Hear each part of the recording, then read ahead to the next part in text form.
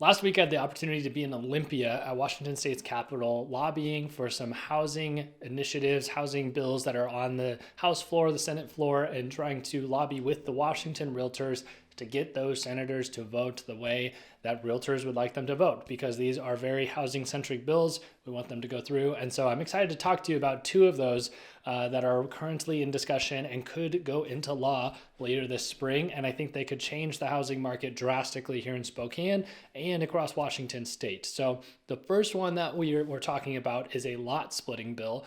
It would allow administrative lot splitting to create new buildable lots. This would make it so that a homeowner can create an additional residential buildable lot through an administrative lot split. And so they're using the word administrative because it should be a slightly easier process than a current lot split, which takes a lot of paperwork and everything. This should just be fairly straightforward. Anything with government's going to take some time, but they're trying to make it as easy as possible.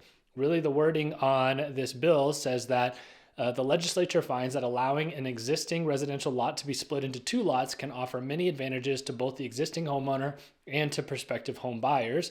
Lot splitting can provide current owners the opportunity to maintain home ownership in changing life circumstances, so they could sell the lot, use that money to be able to stay in their house for longer, things like that.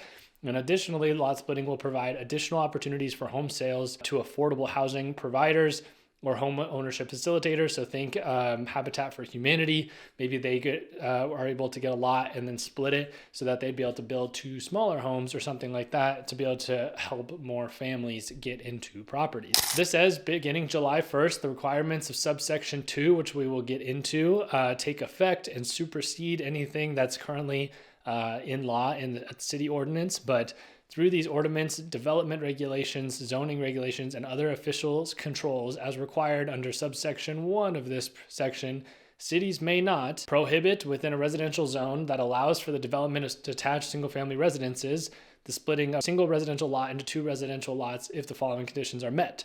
So what does that say? It's saying that anywhere that residential housing is allowed, they have to allow people to split that lot if it meets the following criteria. The lot has to be at least 1,500 square feet, the new lot, which that's very small. Our average lot size is about 5,500 to 6,000 square feet, so it's an incredibly small lot.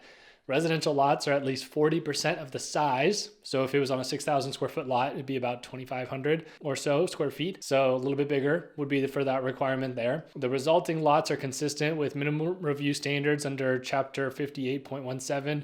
You can go look at that, but we won't go into that today. And then a few other things. One of these says that the lot cannot require demolition or alteration of a unit that is being rented. So if you have a garage, maybe you illegally converted a garage into an ADU or something, you want to tear it down and build an actual house.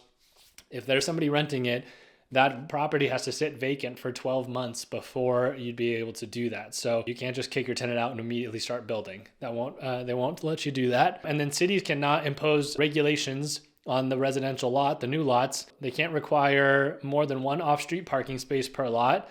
They can't require more than 20 feet of frontage width per lot. And so our average lot here in Spokane is about 40 or 50 feet wide. So 20 feet's pretty narrow. That's a pretty narrow lot there. And then they can't require easement widths of more than 4 feet for access to rear lots, unless site-specific conditions such as access to utilities require wider ones. So you're a house that has two lots on either side. Maybe your house is slightly off to the side. The driveway to get to the back house that they're talking about, like your new lot that you're splitting off, the driveway to get back only has to be 4 feet wide. So it's very narrow as well. Like they're not making it so that you have to have a lot of space to do these, and it would work on a lot of lots in our area. They can't impose additional permitting requirements or design standards beyond those of a standard single-family home. And then they can't impose requirements for dedicated right-of-way for the construction of off-site improvements unless site-specific conditions require otherwise. And then the construction of any lot or any new house is still subject to state or local laws except for the provisions specified here in this bill right here. So this would be huge. And so I want to go through a little example here of a specific house here in Spokane. So I picked this house out in Spokane because I thought it was going to be a great example. So this house faces Dakota here, the front of the house. It's on a large corner lot. It has a huge side yard facing Carlisle here. And anybody here in Spokane, or if you're interested in investing in Spokane, anything like that, That's a great website to look at for property information. So go to Scout, just type in Spokane Scout, and then it'll come up. Type in any address, and then you can come to this map tool here. And if you want to see if this will work for you, or kind of how the lot would look, what I'm going to do is kind of draw what I think looks like about 40% of this property here, and then see how big of a parcel that would be, how many square feet. So it lands at about 2,600 square feet. So we would be just fine. Let's see if that meets that 40% here. So grabbing my square footage tool, going all the way to the corner, down here, and all the way over. That's 6,700. And so 6,700 times 0.4 equals basically 2,700 square feet. So the nice thing is that this house here would be perfect because there's, I know this house pretty well, so there's a garage here and there's a driveway. And so they'd be able to tear down this garage and have plenty of space, over 2,700 square feet, to build a new house here, and then still have room in the backyard of this property. Plus this property has a huge side yard here. And so you would really be losing a garage on this property, but it's not going to affect the value of this property very much. And then you're going to be able to build a whole brand new kind of small, probably 2-bed, 1-bath home relatively comfortably right here. So this is going to be really big for people that have this. But like it said, if for whatever reason, I've shown a couple houses recently where they have a really long backyard, but they have houses on either side, but the driveway is on the side. And so if you're able to use that driveway to drive to the back of the property, you'd be able to split it and build a house back there. So this again kind of solves any ADU problems of like people want to have an ADU, but they cost a lot of money and it doesn't make sense on a return. Well, now you can create this house, put it on its own separate lot, and be able to sell it in the future as its own house. And that's where you're really going to be able to actually build some equity, build some wealth when you build an ADU or something in your backyard.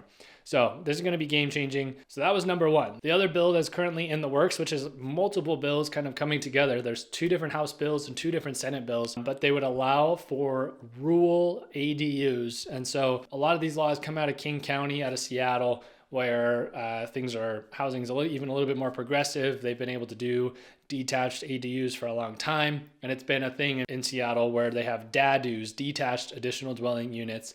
And they've already been able to kind of sell those within the city. What they are really pushing for now is that outside of urban growth areas, so within basically city limits most of the time, now you are going to be able to have detached ADU on your property. So currently here in Spokane County, if you live out in Spokane County, let's take Deer Park for an example, you can have an attached dwelling unit. So let's say you have a house with a garage, and above that garage, and the garage is attached to the house, above that garage you have a unit above it, or maybe your basement is an additional dwelling unit, something like that. But now they're looking at rural properties, 5 acre. Let's say you have a house on 5 acres, you can build an additional dwelling unit on another portion of that acreage legally now, because we've seen a lot of illegal structures in these areas because people that want 5 to 10 acres generally want larger families a lot of the time, or they have multiple generations or multiple different families living on one piece of land. And so now you'd actually be able to build a secondary dwelling unit on the property legally, which I think will be huge for a lot of people. I think as housing gets more expensive, there's going to be more and more people that choose to live with family, with other families, and are going to want to be building multiple properties on one parcel. And so I think this one is very important for rural living as well. So keep an eye out for these. They're currently in the Senate for the next, I think, month and a half or so. I think this legislative period is like 60 days or something like that. So hopefully these ones go through. The lot splitting bill is going to be massive for the city of Spokane, and the ADUs is going to be massive for Spokane County. So I hope you found this video helpful. If you have any questions about this, or you want to keep an eye on it, I will definitely keep reporting on this. So make sure to hit subscribe and like this video. I will make more videos about them in the future, and then maybe we can take advantage of them when you make your move to Spokane. Like I said, down below, you can use the link to book a discovery call. I'd be happy to answer any questions you have about Spokane and be your resource for the area. Thanks so much for watching, and I'll see you in the next video.